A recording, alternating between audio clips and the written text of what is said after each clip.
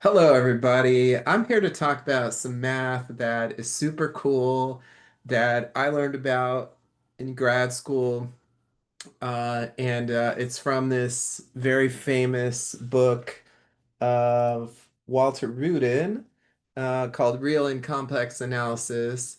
Sometimes this is referred to as Papa Rudin. It's a green book, at least the standard US hardcover version is a green book. Um, uh, it's very expensive. I last I checked Amazon, it was like $200. So I don't know if you actually want to buy it um, in that form, but let's just say there's other ways to get it. There's also an Indian, Bangladesh, etc. Edition that's paperback. That's a lot cheaper, and you can get that from Amazon too. It's a little questionable, but I think when the book is that expensive, you got to make some compromises. But it's a super cool book, and something that's really striking about it is the way it approaches Lebesgue measure. So if you take a graduate analysis class, um, where you deal with measure theory, Lebesgue measure, and basically that whole approach to the integral that you learn about in calculus. If you look at most textbooks, what they're going to do is construct a sort of outer measure and kind of like work their way to the measure directly, right? By like building up a measure piece by piece, starting with stuff like, the measure of an interval is the length, the measure of a box is the volume and so on, right? Like you start with that and you can actually construct the measure that way. But what Rudin does instead is say, okay, let's instead of constructing the measure sort of as our starting point, what we'll do instead is use this cool thing called the Riesz representation theorem to construct the Lebesgue measure out of the Riemann integral. And I think that's really cool for a variety of reasons. Number one, it's just some nice math, no doubt. Another thing that's cool about it is it shows how you can use the well-known Riemann integral, the one that everybody learns about in calculus. So I guess I'll write this down here. This is sort of the way it works. We uh, we have the Riemann integral, okay? And the Riemann integral is um, in this case viewed as a linear functional. All right, and I'll say a bit more about that in a second when I talk about the prerequisites for understanding this proof. But the idea is you take this Riemann integral, you view it as a linear functional, and the Riesz representation theorem basically tells you that if you have a linear functional, you get a sigma algebra and a measure so that um, so that the associated integral agrees with the linear functional that you started with. So the linear functional applies to functions. That is some indication of why it's called a functional. But so you are given this sigma algebra and this measure, the Riesz representation theorem basically tells you that this linear functional can be represented by this particular kind of Lebesgue integral. And if you feed it the Riemann integral, then it will give you the Lebesgue sigma algebra and the Lebesgue measure. Okay, and this is all going on pretty much on the real line or for Rn, n-dimensional Euclidean space. The functions are real or complex or positive. I mean, it's not that important how you consider it. Rudin wants to do things in generality, so he does define the integral for complex functions. But I think if you just want to do real functions, that's fine. And really, the only reason that we can't do positive functions only is that if you're dealing with a functional, you have, you're in this vector space context where you can multiply by -1, for example. So if you have positive functions, you sort of automatically have negative functions. And so the theorem sort of linear algebraic nature forces you to consider at least all real functions. And I think that's probably enough to get the idea. So like that's the basic plan of this thing. And I want to go through this proof of the Reese representation theorem, and I also want to explain to you how you can derive um,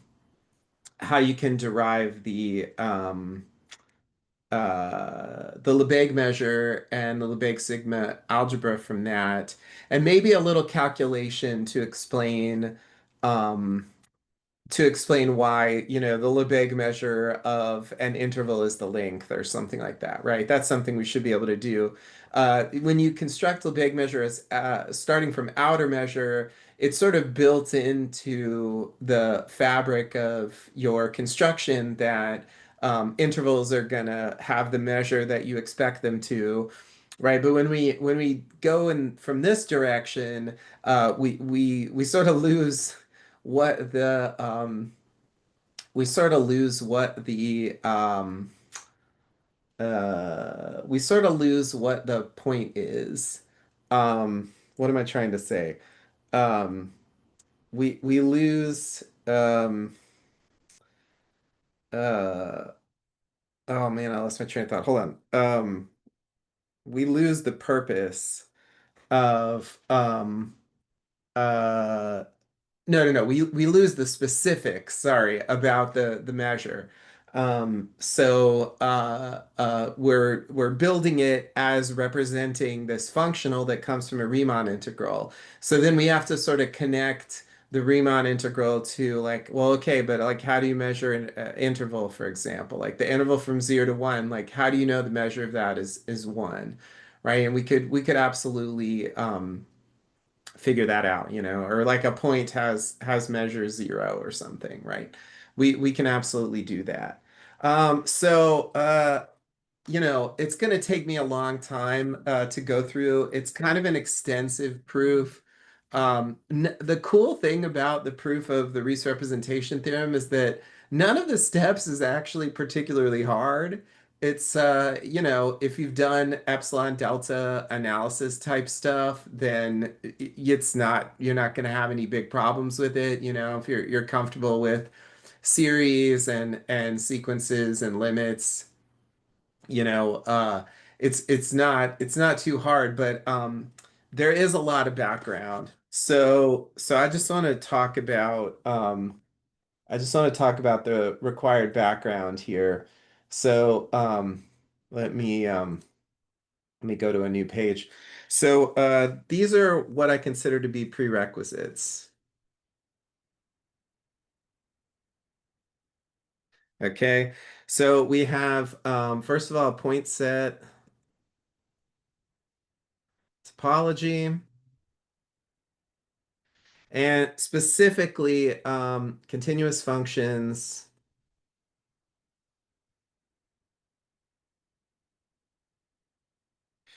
locally compact, Hausdorff spaces, Eurozone's lemma.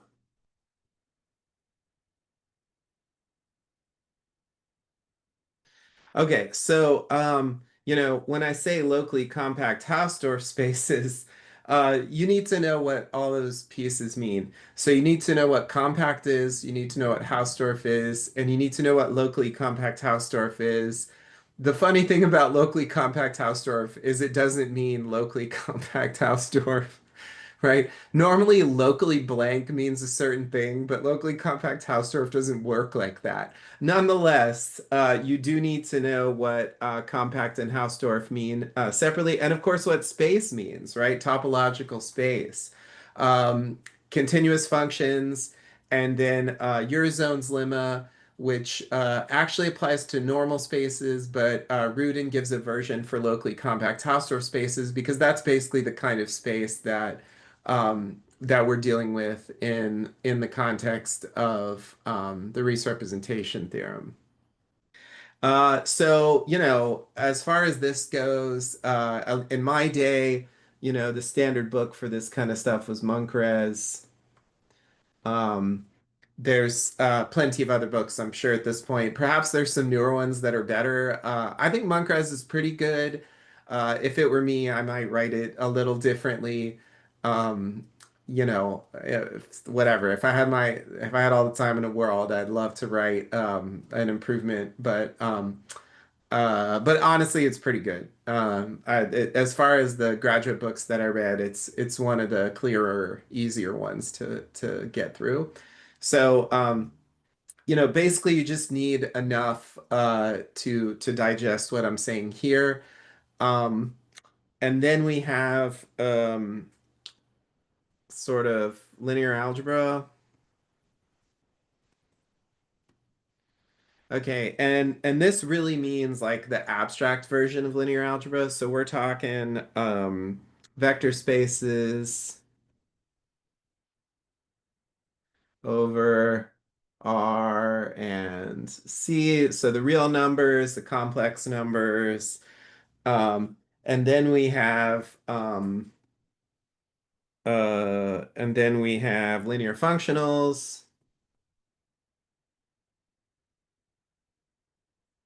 and and basic definitions. I would say, point set topology, the point set topology that we use is deeper. Like Eurozone's lemma is no joke. Like Eurozone's lemma is a real result. And proving this is no small feat. As far as theorems from point set topology go, like Eurozone's lemma is one of the cooler ones, I think. It constructs continuous functions with certain properties, and that is a very useful thing to have because of the way we're using the Rees representation theorem. So comparatively, the linear algebra that you use in the Rees representation theorem is pretty mild. Like you don't need to know a ton. You kind of just need to know like pretty basic properties of linear functionals and vector spaces, not even much more than the definitions. One interesting thing about this book, Rudin's book, is that he actually develops all of these things from scratch. So technically, you could only read Rudin's book. I mean, up to a point, he does kind of assume that some basic like set theoretic manipulations, so like basic set algebra. So, stuff with like unions and intersections and the minus and the complement, right? Um, those are the main things that we need. Basic set, like I say set theory, but it's not any deep set theory, right? We're not doing like I don't know, axiom of choice or something. I mean, maybe we're sort of using the axiom of choice, but way in the background. Like, or should I say, I don't know, maybe I should say something like fancier than that for set theory, like whatever a cool piece of set theory is. Even like advanced cardinality stuff or whatever, like we don't need any of that. We just need like how to do intersections, how to do unions, how they relate, how to subtract a set from another, how to take the complement of a set, within a larger sort of universe. And then finally, here we have abstract measure and integration theory.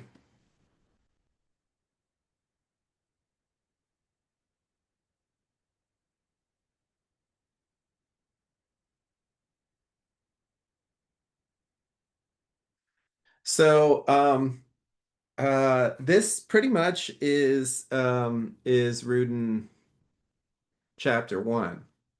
So the representation theorem is the bulk of chapter two.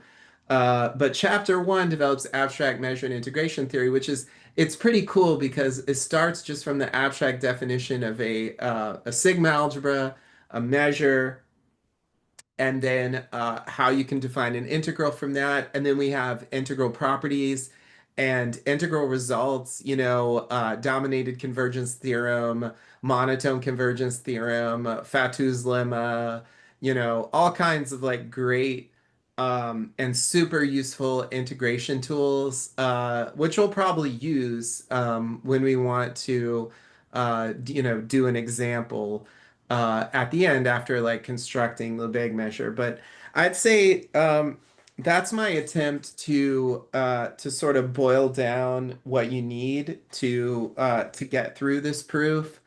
Um, and yeah, it's a tough one.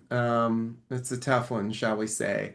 Uh, I mean, that's a weird thing to say. It's a tough one to just catch up on, right? None of this material is ridiculously hard. I mean, relatively speaking, right? It's a lot of this is graduate level math, but there's a lot of graduate level math out there, and relatively speaking, this isn't so bad. But if you wanted to just like sit down and learn all this, it would take you some time. I mean, I think it would at least take you a month or so of like serious study to digest everything that you would need. And that would be working like considerably often every day, like treat yourself like you're in grad school, right? So you got to go to topology class, you got to go to linear algebra class, got to go to real analysis, and like do all that stuff. So, all right, let's go ahead and dive in here. I wanna do some math. So let's start with the definition of a sigma algebra M. Okay. So this is sort of the fundamental. These are going to be our measurable sets, basically. These are going to be the sets that we're allowed to measure, and the measure of these sets is going to be the basis for our integration. So this is a collection of subsets of X. So X here is usually a topological space like R or Rn, but it doesn't have to be actually. It can just be an abstract set. And I'll talk about some examples of that. So we have a collection of subsets of X. That's what this M is, our sigma algebra. Okay, and the properties we have here are the entire set X is in the sigma algebra. Um, if A is in the sigma algebra, then A complement, which is the same thing as X take away A, is also in the sigma algebra. And finally, if AI is in the sigma algebra for I equals 1, 2, 3, 4, and so on, then the union, so basically countable unions. So the sigma algebra is closed under complements and countable unions, and it contains the entire set or space X. Which means, by the way, it also contains the empty set or the empty space by doing the complement. Um, so elements of M are called measurable. Measurable sets.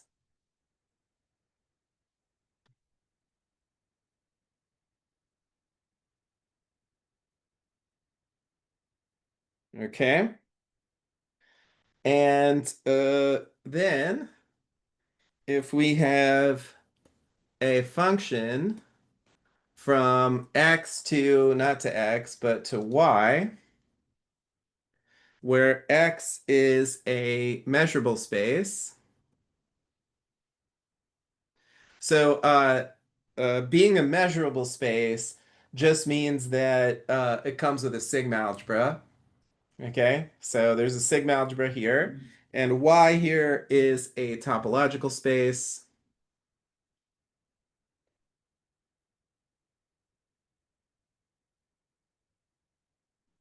Okay, so X might be a topological space as well. It often is, but this is sort of the bare minimum here. Um, so if we have this function from a measurable space to a topological space, and for every V open in Y, so open set is a basic concept from topology. If we take the inverse image in X, then that is measurable. Okay, and in this context, if this is always true for every open V, then we say f is a measurable function.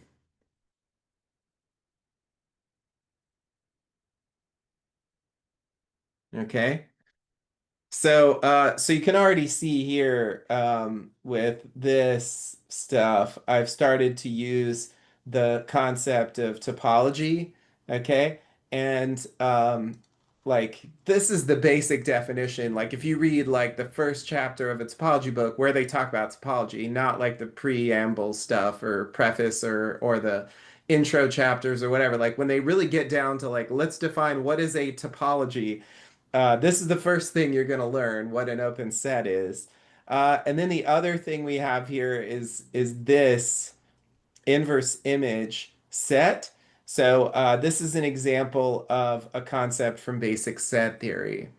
Um, it's just the collection of all points in here that map to a V, right? So it's not anything too crazy. Right? And if you read into topology, you'll see that this definition is actually very similar to the definition of a continuous function. The definition of a continuous function is between two topological spaces instead of measurable space and topological space. And in that context, um, uh, the condition is that the inverse image of an open set is an open set instead of a measurable set, right? But if you just change measurable up here to topological and measurable down here to open um, in X, then that's the definition of continuous function. So you can see that it's very similar in structure. Now, obviously, if you read the definition of topology compared to the definition of sigma algebra, you'll see that they are different, right? They're like fundamentally different kinds of structures, even though they're both collections of subsets. So anyway, this is a measurable function. Okay. And uh,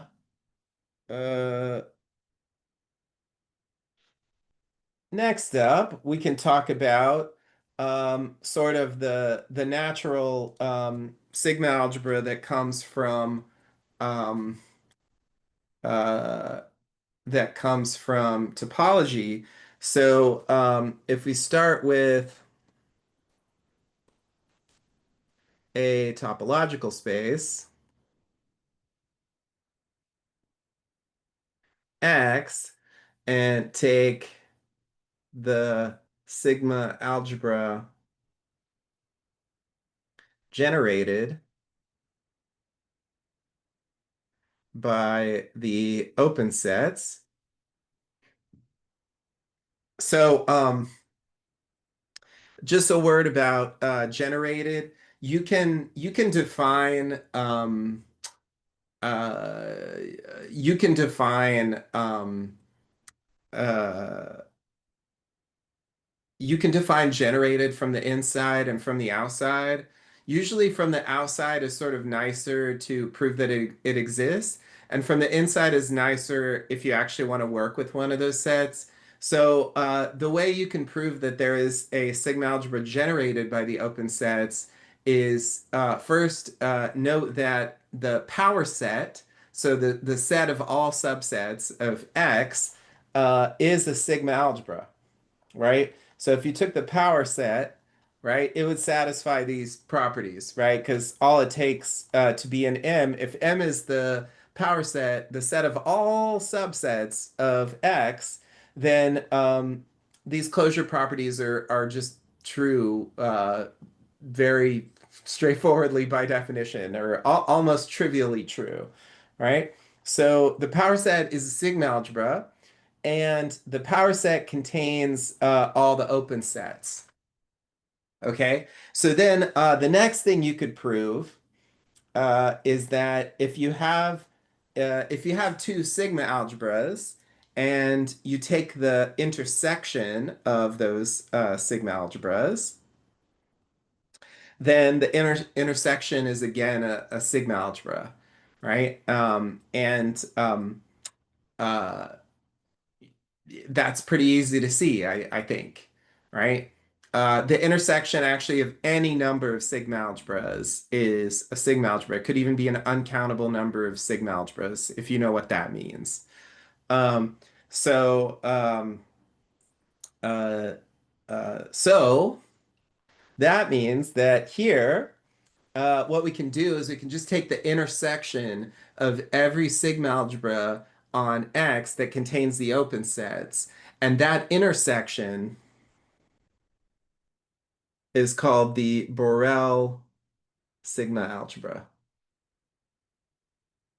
on X, and the elements are called Borel sets. So, for example, if you know your basic topology, you know that if you have an open set and you take the complement, that would be a closed set. So since sigma algebras are closed under complement, that means that the Borel sigma algebra has every open set and every closed set. Okay? For example. But obviously it has more stuff than that, right? I mean, theoretically it could have more stuff than that.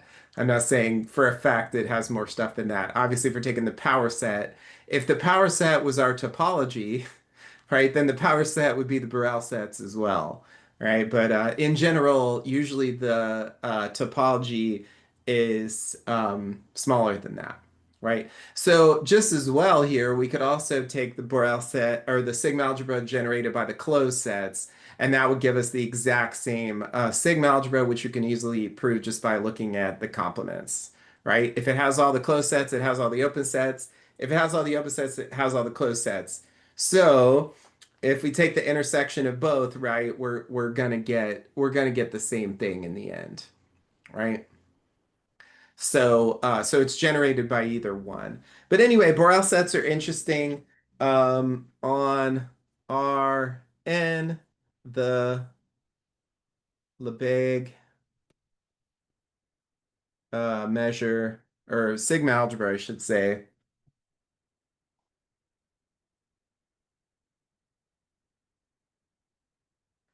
is larger than the Borel sigma algebra, but contains it. Okay. So, if we were going to show that the Lebesgue sigma algebra is not the same as the Borel sigma algebra, and obviously if it was the same, it wouldn't be so hard to construct, right? Because we know what the open sets are for Rn. Um, but yeah, if we want to show this is really true, then we have to be able to construct an element of the Lebesgue sigma algebra that is not in the Borel sigma algebra. And to prove it's not in the Borel sigma algebra, at that point we kind of need to know like what the sets look like in there, right? And so that's where you would have to get constructive. I'm not going to really bother with that because that's getting into the weeds, but just so you know, um, that's what we're dealing with there. Okay, so next up, what I want to do is define a measure. Okay, so I don't really like how that came out. Let's see if I can fix that bit there. Measure. Okay, so we basically have mu. It'll go from a sigma algebra to positive real numbers, possibly including infinity. We want to allow infinite measure. So this is really a positive measure. Um, that's for a positive measure. There's also complex measures. And basically the only rule we have is that if we take the measure of disjoint union of measurable sets, countable disjoint union of measurable sets, it's equal to the infinite sum of the measures of the individual sets. So if we add up all those individual measures, then we'll get that. So this basically means countably additive. Okay, so this here means disjoint union. And just to clarify, I don't mean like the abstract set theoretic disjoint union. What I mean is that the sets AI are all in M and they're disjoint from each other. So you can already see from this definition, right, that to make sense of this, you have to understand infinite series. Okay, so this is one sense in which calculus is a background for this as well. I didn't put calculus here in the prerequisites. I didn't put calculus here because I'm assuming that most students who would be interested in this video have experienced at least basic calculus, right? It's one of the most standard math classes to take. If you take anything significant in math, at the university level, or even high school, right? Calculus is routinely taught at high school. That's where I had it originally. So anyway, like calculus is embedded in this idea here. So anyway, that's what a measure is. Okay, so it's just an abstract thing. And all that we demand is that the measure of disjoint sets is given by the sum of the measures of the individual sets, right? So it's an axiom that makes a lot of sense to insist upon. Okay, so now let's look at the integral. Okay. So let's talk about the integral. Okay. So once we have all that set up, we start out with a simple function. So we have x, we have a sigma algebra, we have a positive measure. Okay, we have all that stuff. So a simple function basically has the form it takes, well, let's say it takes a finite number of values. Okay? So the output values of a simple function are finite. Okay, so let's say f from x to, and we'll just let's make this positive function, and let's have it not equal infinity for our own sanity here. Um, okay. Or actually, sorry, let me let me use a different letter. Let me use the letter S for a simple function. I think that's a good idea. Oops, gotta click off the eraser there. S. Okay. Um, so the values, let's say the values are alpha 1, alpha 2 through alpha n, right? There's a finite number of values. Those are the values, okay? So we can always write a simple function up to order, like more or less uniquely in the following form. So if we let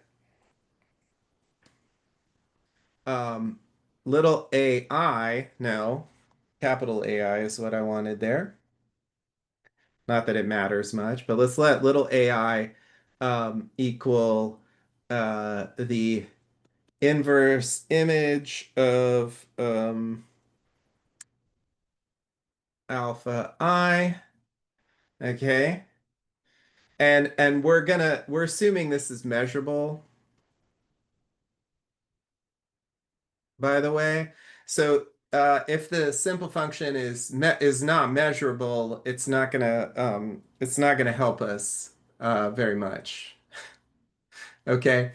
Um, so we want it to be measurable, and I know that the inverse image of this is measurable because points are closed in this topological space because it's T1. Oh boy, we're getting into topology. All right. Uh, Now, you might recall that I said a measurable function was a function where the inverse image of an open set is measurable. But if you think about it, the complement of an open set is a closed set, right? And and the complement of the inverse image is the inverse image of the complement. So that means that if you have a closed set, then the inverse image of that is also measurable. Okay. So that means that if your function S is measurable, then then these AIs are all in the sigma algebra. Okay. And define uh this is like a chi, I believe, AI of x to equal 1 if x is in AI and 0 if x is not in AI. So this is called an indicator function.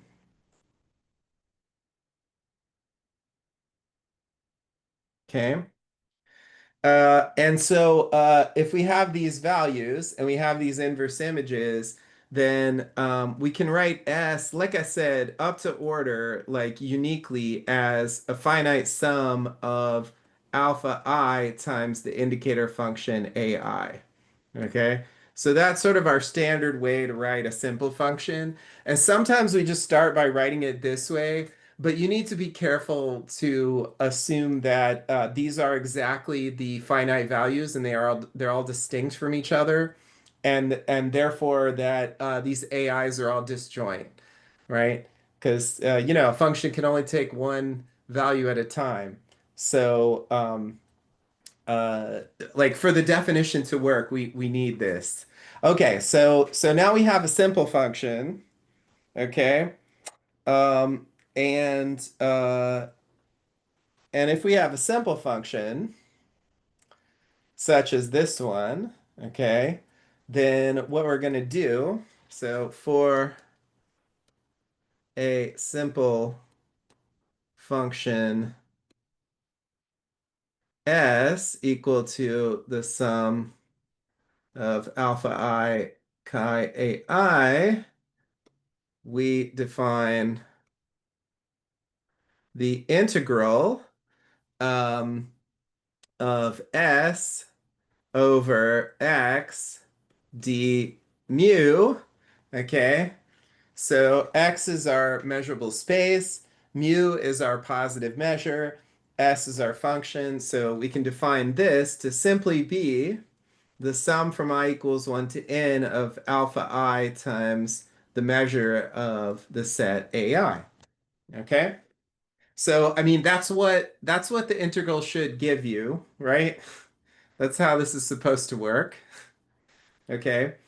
Um, so so that's what we do for a simple function. It's relatively straightforward. And now if we have for a measurable f from x to uh, 0 infinity, and we can actually include infinity there if we want. I don't care too much one way or the other, but Rudin allows it, so I'll allow it here. Okay, then um I should actually let me make a little addendum here. So what I had here was x.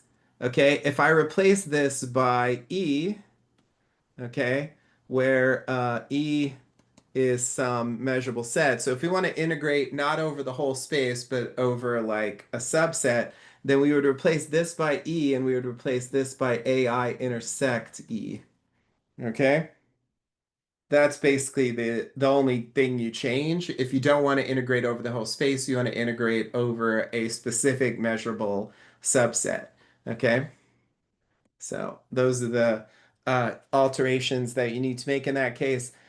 So if we have a general measurable function f, then we define the integral over e of f d mu to be the supremum. Okay, so supremum requires some calculus as well. Probably supremum is something you would need to take an analysis class, but not on measure theory. Like this is more like baby Rudin stuff, like understanding the supremum, the least upper bound property, all that with real numbers. Like that's a fundamental thing that makes the real numbers what they are. So to know what a supremum is somehow to understand like a key thing about the real numbers that is sort of what makes calculus work so well. With real numbers as opposed to, some arbitrary field or whatever. Anyway, this we take the supremum over um, all simple functions S that are uh, between 0 and f, and we know how to integrate those, right? I just told you above. Okay? So we take the supremum of simple functions s that are positive but less than or equal to f, and the supremum over all of those integrals, which is, defined above, is the integral of a general measurable function f. Okay, so uh, I think uh, uh, it's actually not necessary to prove that this exists. It might be infinity, okay? To prove it's not infinity, we would, need to perhaps come up with a simple function that's larger here. But basically, like this is the abstract definition of a Lebesgue type integral. It's not using Lebesgue measure. Be clear, there are many measures and many sigma algebras out there besides the Lebesgue one. This is an abstract thing. You could define this for anything. Actually, this gives you stuff like series. Um, infinite series is basically an example of an integral. And another thing that I think is kind of cool, a cool perspective on this. This is something I learned from Herman Rubin, who was a statistician who used to post on the sci.math like news group in the old days, old days of the internet. Anyway, he said this provocative thing that the first integral was a merchant's calculation of a bill. And I think that is certainly true. And I would just extend it to say that, if you look at this formula here, you can see, the alpha i's here are the prices, And the measure here is like how many of the item you have, right? So if you want a comparison, right? Let's say you buy like two pencils and three notebooks, right? Two pencils for let's say $1.50 each, and two no and three notebooks for $2 each. Okay, so yeah, let me just say this. Okay, let's say you buy two pencils for $1.50 each and three notebooks for $2 each. Now, I'm being very loosey-goosey here. If you're watching this and you're an expert and you want to object to my analogy, that's fine. I'm not saying this is like sort of a perfect analogy, but I feel like it's somehow instructive to see this. So the Riemann approach would be to go, okay, so we want to calculate this. We'll do 150, 150. $2, $2, $2, and we'll just add all that up. Okay, and so we get what is this, $9? Okay. So that's the Riemann integral approach. You just add all the stuff, right? I mean that's again it's sweeping some things under the rug, right? You use what do you call those things where you cut up the interval into what are those things called? Anyway, it's been too long since I've done calculus, right? Where you divide up the integral into those little rectangles and you add up the areas of those. Um, Riemann sums, right? You do your upper and lower Riemann sums.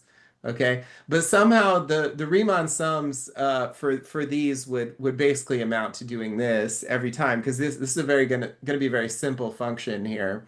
I don't actually want to model it as a function right now. I just kind of want to give you this idea. So the Riemann approach is like you just add everything up. The Lebesgue approach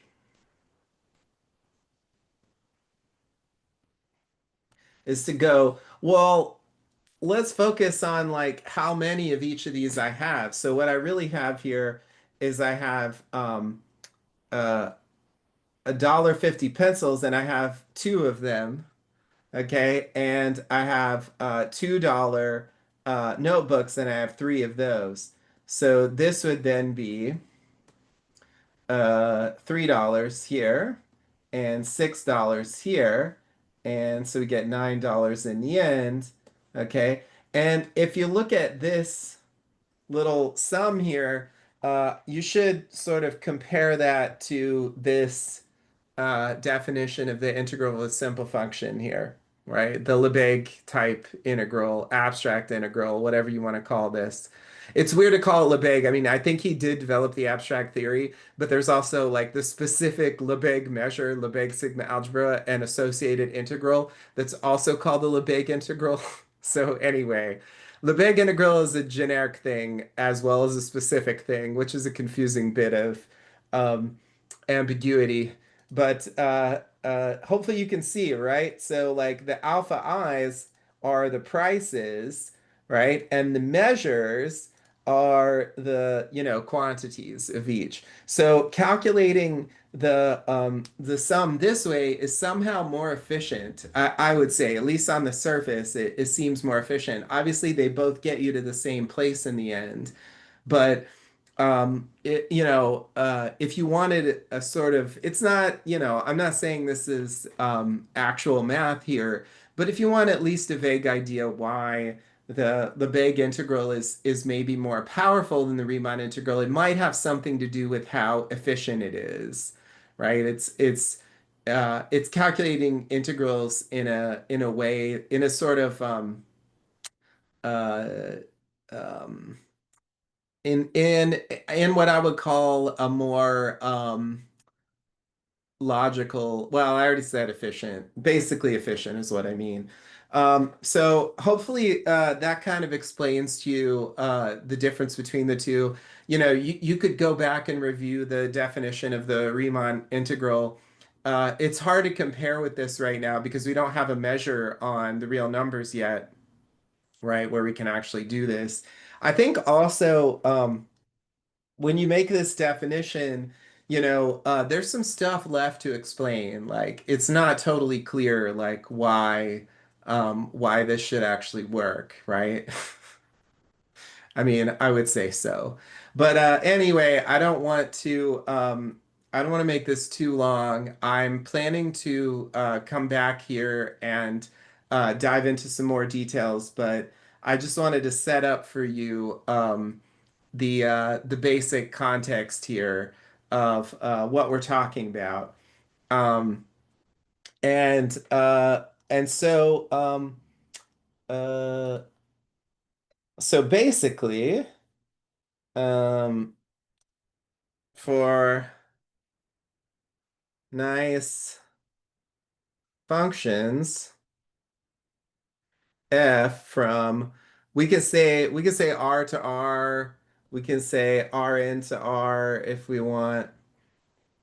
So for nice functions, we have a Riemann integral from negative infinity to infinity, f of x dx, right? This is the notation you're used to. Okay, and so we're sort of viewing this operation of starting with some nice functions and taking the Riemann integral. Um, this is our linear functional. Okay, and the Riesz representation theorem says there is a sigma algebra M on Rn and positive measure M so that the Riemann integral is equal to the Lebesgue integral for such nice functions. F. Okay. So that's basically the plan of the Riesz representation theorem. It tells you a context where you can feed it something like a linear functional. So this gives you an idea of what a linear functional might look like. So it takes functions as its input and it outputs, this is going to be a real number over here. Oops, undo. There we go. Right, this is a real number.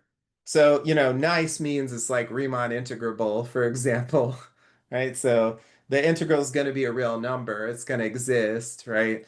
If you want to know, like these are continuous functions with compact support. Um, just so you know, that's what we're talking about here. Okay.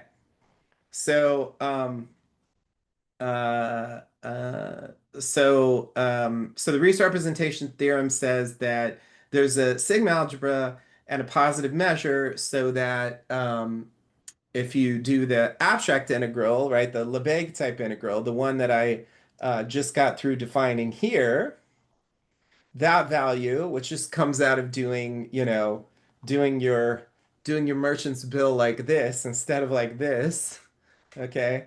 Um, uh, the Riesz representation theorem says that you have a sigma algebra and a positive measure that will recover that Riemann integral. But also, now that you have this measure and this sigma algebra, you have a whole defined set of measurable functions. So you have more functions that can be integrated, but you have not lost what you were able to integrate before. Okay, so that's the power of this idea, at least in my mind. Okay, so I think I wanted to stop earlier, but I felt like I should get you to a better punchline. So I'm gonna stop here, and my plan is to come back and try to fill in the gaps here. There definitely will be some there definitely will be some uh, prerequisite holes in my argumentation because, like I said, I mean, it's to do all this from scratch is truly no joke. So you can go off on your own and do that if you want. You can also, if you want to request in the comments that I do, some video on some aspect of the prerequisites that you'd just like me to like me to go over what I consider be the essentials. I can do that too. Um, I just think it's worth having some real math out there on YouTube. I feel like a lot of what you see on YouTube for math is like really bad stuff. Just like silly calculus problems or very silly order of operations problems, right? I just don't often see like calculate this integral, right? Like I just don't often see very interesting math problems or math theory specifically. So that's why I've started this anti-algorithm math. I think the algorithm's not going to like it, and I think, probably the audience for this is pretty small, but I just feel like it's cool to share some math with the world. So that's what I'm here to do. And thank you for watching, and I'll see you on the next one. All right. Goodbye, everybody.